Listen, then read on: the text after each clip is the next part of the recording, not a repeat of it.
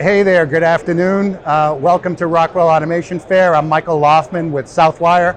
I am responsible for food and beverage applications. We're here showcasing our antimicrobial bacteria-resistant cables. We have a display here where we have, close to me, I have an SOOW cord, yellow.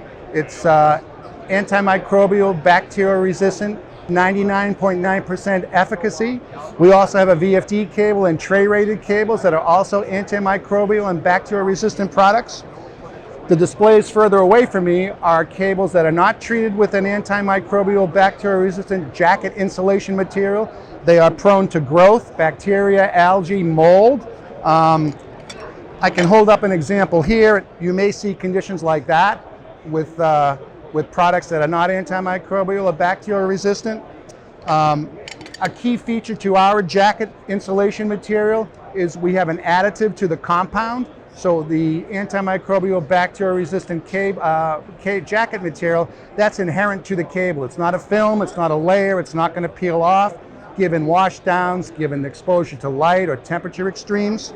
So thank you for the time and the attention, and thank you to Rockwell for having Southwire here. So long.